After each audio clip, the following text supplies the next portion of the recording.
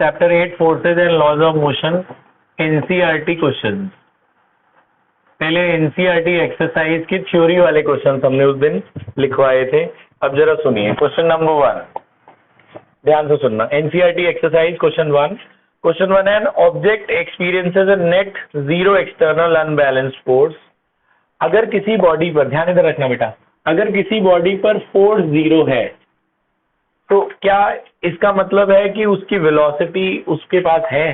क्या force zero होने से वेलोसिटी भी जीरो हो जाएगी कि नहीं होगी? ये क्वेश्चन था। फोर्स जीरो होने से वेलोसिटी जीरो होगी कि नहीं होगी? तो आंसर है कि वेलोसिटी जीरो नहीं होगी। क्यों? अगर कोई बॉडी कांस्टेंट स्पीड से चल रही है, आपको पता है फोर्स जीरो होने से क्या जीरो होता है? एक्सेलरेशन जीरो होता है। फोर्स जीरो होने से एक्सेलरेशन, अगर मेरी स्पीड 60 है, मैं 60 की स्पीड से चल रहा हूं, तो मैं अपनी स्पीड तो नहीं बढ़ा रहा ना, तो मेरा एक्सेलरेशन जीरो है, लेकिन मेरी वेलोसिटी तो 60 है ना? तो फोर्स जीरो होने से एक्सेलरेशन जीरो होता है, वेलोसिटी जीरो नहीं होती।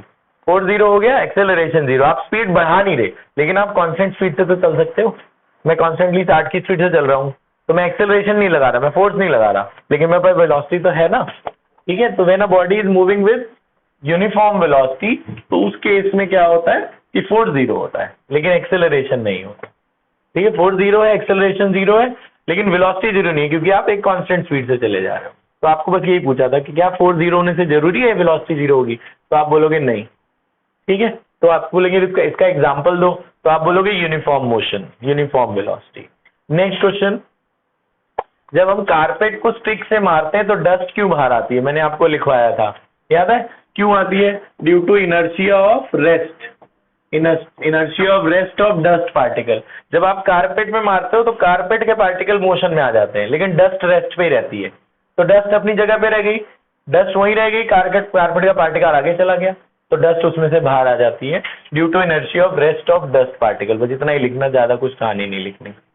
नेक्स्ट, जब आप बस में या गाड़ी में जा रहे हो, अगर छत पे कोई सामान रखा है तो बोलते हैं ना उसको बांध के रखो। क्यों? उसको बांध क्यों रखो? क्योंकि जब गाड़ी चलती है तो लगेज भी मोशन में रहेगा। अगर अचानक ब्रेक मार दोगे तो लगेज तो अभी भी मोशन में रहेगा, तो लगेज तो गिर जाएगा ब्रेक मारते टाइम, है ना? तो due to inertia of motion of the luggage particle, अगर लगेज को बांध के नहीं रखोगे तो उसको रेस्ट पे आने में टाइम लगेगा, उतनी देर में तो वो आगे गिर जाएगा जाके। जब तुम ब्रेक मारोगे गाड़ी तुरंत रुक गई, लेकिन लगेज तो अभी भी मोशन में, तो अगर बांध के रखोगे तो लगेज तो ऐसे उड़ता हुआ बाहर जाके गिर जाएगा, है ना? तो आपने क्या लिखना है? Inertia of motion, due to inertia of motion of luggage particle, luggage, motion of luggage. ये हमने पिछली क्लास में लिखा था। थर्ड, फिर फोर्थ लिखा था हमने, फोर्थ एमसीक्यू है बेटा। फोर्थ है, a batsman hit a cricket ball then rolls which then rolls on a level ground. After covering a short distance, the ball comes to rest. The ball slows to stop because batsman ने मारा, थोड़ी दूर ball गई, जाके रुक गई। Ball क्यों रुकी? 4 ऑप्शन। पहला, batsman did not hit the ball hard enough, batsman ने तेज नहीं मारा था इसलिए रुक गई, तो गलत बात है। दूसरा, velocity is proportional to force, force का वेलोसिटी से कोई लेना देना नहीं है, ये भी गलत है।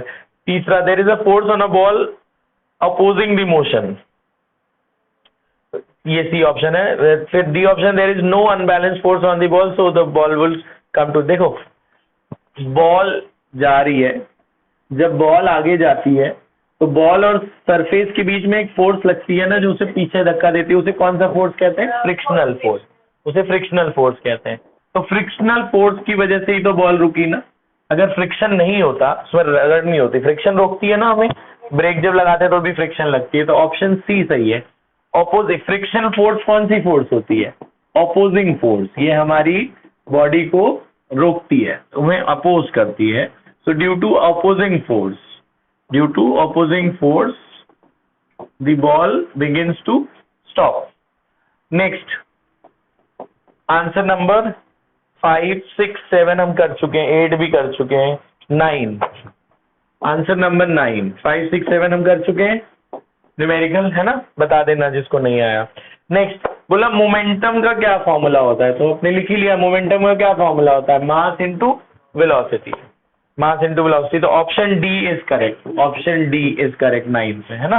मोमेंटम का क्या फॉर्मूला, मास इनटू वेलोसिटी। फिर आंसर नंबर 10, ध्यान से सुनना। Using a force of 200 newton, force कितना लग रहा है उसमें, 200 newton. Using a force of 200 newton we intend to move a wooden cabinet with a constant velocity. What is the friction of force will be exerted on the cabinet? अगर आपने 200 Newton की एक body है, एक cabinet है, उसमें 200 Newton का force लगा के उसे आगे लेके जाना है, कांस्टेंट वेलोसिटी से लेके जाना है, तो फ्रिक्शन कितनी लग रही होगी? क्या आंसर लिखा था आपने? अगर मैं 200 न्यूटन पे बॉडी को कॉन्स्टेंटली लेके जा रहा हूं, कॉन्स्टेंटली इसका मतलब मेरी वेलोसिटी फिक्स है, तो मेरे पे फ्रिक्शन कितनी लग रही है? तो फ्रिक्शन भी इतनी ही लग रही होगी, 200 न्यूटन का ही फ्रिक्शन लग रहा होगा, क्योंकि अगर फ्रिक्शन कम होगी तब तो फोर्स ज्यादा तेज लगेगी, फोर्स ज्यादा है तो एक्सेलरेशन आ जाएगा, एक्सेलरेशन नहीं आ रहा है। एक्सेलरेशन जब नहीं आ रहा है इसका मतलब नेट फोर्स कितना होना चाहिए, जीरो। जीरो कब होगा? जब जितनी तेज आगे जा रही है उतनी तेज पीछे भी जाएगी, तो 200 माइनस 200 नेट फोर्स क्या हो जाएगा, जीरो। तो फ्रिक्शनल फोर्स की वैल्यू कितनी होगी, जितना आप अप्लाई कर रहे हो उतना ही होगा। क्यों? क्योंकि एक्सेलरेशन तभी जीरो होगा, एक्सेलरेशन जीरो होगा तभी तो कांस्टेंट वेलोसिटी से जाएगी बॉडी। बात समझ में आई? नेक्स्ट 10th हो गया। फिर उसके बाद हमने कौन सा किया था, इसके बाद हमने कौन सा 12th किया था क्या? वो 12th किया था ना, 10th के बाद 12th किया था। देखो 11th हो गया था ना न्यूमेरिकल में, हाँ 12th सुनो, देखो ध्यान से इधर बोर्ड की तरफ। According to third law of motion, when we push on an object, the object pushes back on us with an equal and opposite force. If the object is massive truck parked outside, it will probably not move. मतलब देखो ऐसा है, उसने बोला simply हम जितनी तेज किसी को धक्का देते हैं उतना ही हमें भी देता है ना वो। अब मान लो मैंने ट्रक को दिया धक्का, है ना, उतनी तेज उसने हमें भी दिया, तो हम भी आगे नहीं जा रहे, ट्रक भी आगे नहीं जा रहा। तो उसने पूछा कि भाई स्टूडेंट जस्टिफाइड दिस, हमने ट्रक को धक्का दिया लेकिन ट्रक आगे नहीं जा रहा, क्यों नहीं जा रहा? स्टूडेंट ने बताया, student justify this by answering that two opposite and equal forces cancel each other. क्या उसका ये कंसेप्ट ठीक है? मतलब ट्रक, ये ट्रक है, ट्रक को हमने फोर्स दिया, उतना ही फोर्स ट्रक ने हमारे पे लगाया, तो उसने बोला जाते टाइम एफ है, आते टाइम माइनस एफ है, तो एफ और माइनस एफ को ऐड करें तो एफ माइनस एफ कितना हो जाएगा, जीरो। स्टूडेंट ने ये बोला, तो क्या उसने सही बोला? एक्सप्लेन करो। तो हाँ उसने बिल्कुल सही बोला। अगर 200 न्यूटन का फोर्स तुम आगे लगा रहे हो तो 200 का पीछे भी लगेगा ना, जो फ्रिक्शनल फोर्स है, इसमें फ्रिक्शन भी तो लग रहा होगा ना ट्रक और रोड के बीच में। तो हमारा फोर्स तो सेम होता है, फोर्स इक्वल एंड अपोजिट होता है, तो हमारा फोर्स जो है जितनी तेज ट्रक को लगाओगे उतना ही ट्रक तुम्हारे पे लगाएगा, तो नेट फोर्स कितना हो जाएगा, जीरो। ठीक है, तो अगला वाला क्वेश्चन है 17, वो किरण अख्तर वाला, जो 3 क्वेश्चन नहीं था, अख्तर किरण और राहुल, ये 3 लोग हैं, ध्यान से सुनना। अख्तर, किरण and Rahul were riding in a motor car that was moving with a high velocity on an expressway when an insect hit the windshield and got stuck on the windscreen. वो लोग हाईवे पे जा रहे हैं गाड़ी से, एक कीड़ा आया, कीड़ा उस शीशे पे लग गया, वो आगे वाला जो विंड स्क्रीन होती है बड़ी वाली, उस पे आके कीड़ा चिपक गया। अब अख्तर ने क्या बोला, इस कीड़ा जब चिपका तो अख्तर ने बोला, Akhtar and Kiran started pondering over the situation, Kiran suggested that insect suffered a greater change in momentum as compared to change in momentum of the motor car. Akhtar और किरण ने बोला कि मोमेंटम का जो चेंज है, चेंज इन मोमेंटम क्या होता है, final momentum minus initial momentum को हम चेंज इन मोमेंटम कहते हैं। तो जैसे तुम जितनी तेज, अब तुम्हारी गाड़ी बहुत तेज आगे जा रही थी, उल्टा वो आ रहा था, वो कौन, इंसेक्ट उल्टा आ रहा था, तो मोमेंटम का जो चेंज होता है बेटा उसकी वजह से फोर्स लगता है। तो किरण ने बोला कि मोमेंटम, आपको याद है फोर्स का क्या फॉर्मूला था, फोर्स का यही फॉर्मूला था ना, ये भी एक फॉर्मूला है ना फोर्स का। तो अगर ये ज्यादा होगा मोमेंटम का चेंज तो फोर्स भी ज्यादा होगा ना। तो अख्तर ने बोला क्योंकि मोमेंटम का चेंज ज्यादा था, क्योंकि ट्रक गाड़ी ऐसे जा रही बड़ी तेज और उधर से कीड़ा आ रहा था, तो मोमेंटम बड़ी तेजी से चेंज हुआ होगा, दोनों का मास और वेलोसिटी में डिफरेंस बहुत ज्यादा आया होगा, क्योंकि गाड़ी तो बहुत तेज चल रही है और इंसेक्ट उल्टा आ रहा है, तो मोमेंटम का चेंज ज्यादा होगा तो फोर्स ज्यादा लगेगा, फोर्स ज्यादा लगेगा तो उसके ऊपर जाके चिपक जाएगा कीड़ा। तो ये उसने बोला, तो इसने सही बोला किरण ने। फिर अख्तर ने बोला the motor car was moving with larger velocity, it exerts larger force on the insect, फिर इसकी वजह से इंसेक्ट मर गया। उसने भी सही बोला, जो कार है वो बहुत तेज जा रही है तो उसने इंसेक्ट पे मारा तो फिर वो इंसेक्ट मर गया, तो उसका भी सही है ना, for every action there is equal and opposite reaction. तो उसने बोला कि मोटर कार बहुत तेज जा रही है, तो मतलब बात दोनों ने सेम ही बोली, एक ने मोमेंटम चेंज के लिए बोला, एक ने फोर्स के लिए बोला कि फोर्स बहुत तेजी से जा रहा है गाड़ी पर, तो इसकी वजह से इंसेक्ट पे लगा और इंसेक्ट मर गया। इंसेक्ट उल्टी डायरेक्शन में आ रहा है ना, अगर आप उल्टी डायरेक्शन में दो लोग हैं भागते हुए एक दूसरे से टकराएं, जाते ही चोट लगेगी ना, बजाय कि सेम डायरेक्शन में जाते हुए टकराओ, क्योंकि इधर वाली और इधर वाली दोनों की स्पीड ऐड होके लगती है, तो मोमेंटम का चेंज बहुत तेज होता है, तो बहुत तेज फोर्स लगती है। फिर उसके बाद राहुल ने बोला कि both motor car and insect experience the same force and the change and a change in their momentum. Rahul ने बोला कि दोनों पे सेम फोर्स लगेगी, ये बात भी सही है। For every action there is equal and opposite reaction, जितनी तेज इंसेक्ट गाड़ी इंसेक्ट को मारेगी उतनी तेज इंसेक्ट भी गाड़ी को मारेगा, लेकिन गाड़ी को कम चोट लगी। क्यों? क्योंकि फोर्स का क्या फॉर्मूला होता है, मास इंटू एक्सेलरेशन, है ना।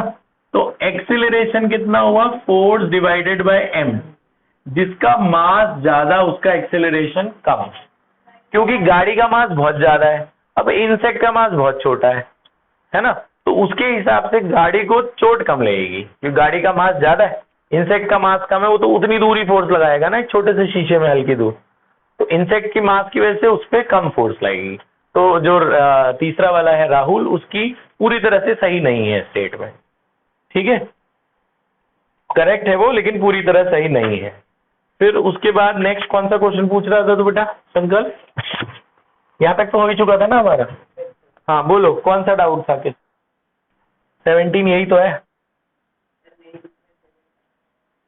अच्छा तो 17 कौन सा, अच्छा जो मैंने उस दिन दिया, देखो ये था वो 18, पुरानी बुक में 18 है, नई बुक में 17 है शायद।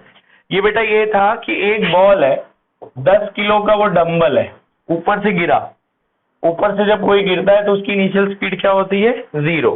कितनी हाइट से गिरा था वो, 80 सेंटीमीटर की हाइट से गिरा था, तो इसको मैंने कहा मीटर में बदल लेना, मीटर में बदलोगे तो 100 से डिवाइड करोगे तो 0.8 मीटर आएगा। ऊपर से गिरा तो एक्सेलरेशन था 10, तो बोला उस पर कितना फोर्स लगा वो बताओ, नहीं क्या बताना था हमें, momentum, how much momentum will be transferred, momentum बताना कितना लगेगा। तो मोमेंटम के लिए पहले v निकालना पड़ेगा, v square minus u square equal to 2a है। हमें क्या निकालना है, how much momentum will be transferred to, वो ऊपर आके ऐसे लगेगी ना जमीन पे, तो कितनी तेज मोमेंटम लगेगा वो निकालना है। तो v नहीं पता, u पता है, एक्सेलरेशन पता है 10, s आपको पता है 0.8, आपने करा था ना ये उस दिन क्वेश्चन दिया था, है ना। तो उसमें हमने क्या निकाला था, तो आप v से भी कर सकते हो और वो वाले से भी कर सकते हो, s वाले, तो यहाँ से आप v निकाल लो, तो ये v की वैल्यू कितनी आ जाएगी, 2 इंटू 10, ये पॉइंट हटा दो, पॉइंट हटाओगे नीचे 10 लग जाएगा, इससे कट जाएगा, तो 8 2 जा 16 हो गया, ये स्क्वायर हटेगा तो रूट, v की वैल्यू कितनी आ गई 4, वेलोसिटी आ गई, है ना। तो मोमेंटम क्या होता है, मोमेंटम क्या होता है, मास इंटू वेलोसिटी, मास कितना है 10, वेलोसिटी कितना है 4, तो मोमेंटम कितना ट्रांसफर हुआ 40 kg मीटर पर सेकेंड। हाँ जी बोलो, आप क्या बोल रहे हो, बोलो। कैमरा थोड़ा नीचे कर दे बेटा, कैमरा नीचे कर दे, वो स्टैंड को नीचे कर देना,